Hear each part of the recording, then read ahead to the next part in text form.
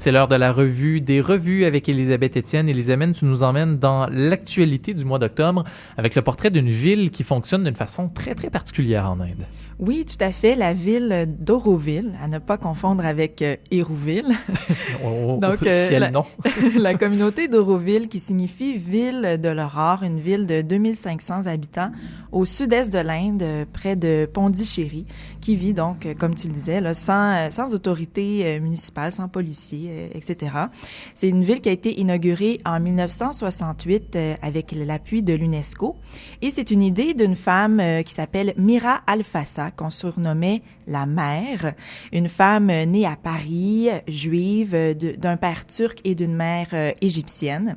Donc, en 1965, cette femme-là, elle élabore le projet d'une ville universelle où hommes et femmes de tout pays, de toute croyance pourraient s'entendre.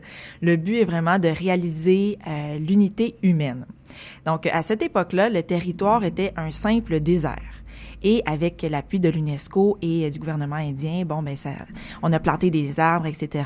Donc, on est vraiment parti de rien là, pour ce concept-là complètement nouveau. Vraiment, vraiment. Il y avait absolument rien là-dessus à part du sable. Là. Et ils ont planté 2 millions d'arbres. Maintenant, il y a des fermes bio, des entreprises de haute technologie, des écoles alternatives qui sont alimentées par l'énergie solaire et une épicerie collective dans laquelle les membres cotisent d'avance. Les prix sont pas affichés.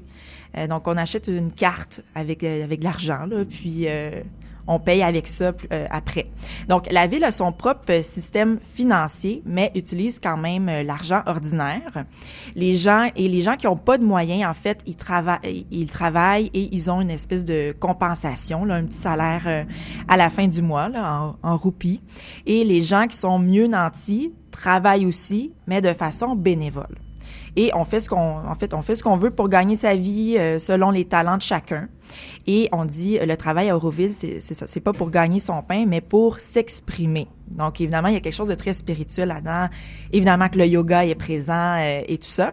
Et cela dit, la ville a quand même de l'aide extérieure, là, des dons, à savoir près de la moitié de ces dons-là qui viennent de l'étranger et près de 20% qui viennent du gouvernement indien.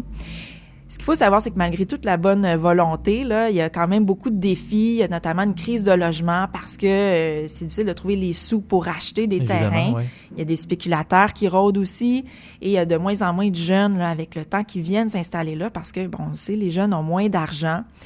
Donc, il commence à y avoir des loups un petit peu autour de la ville.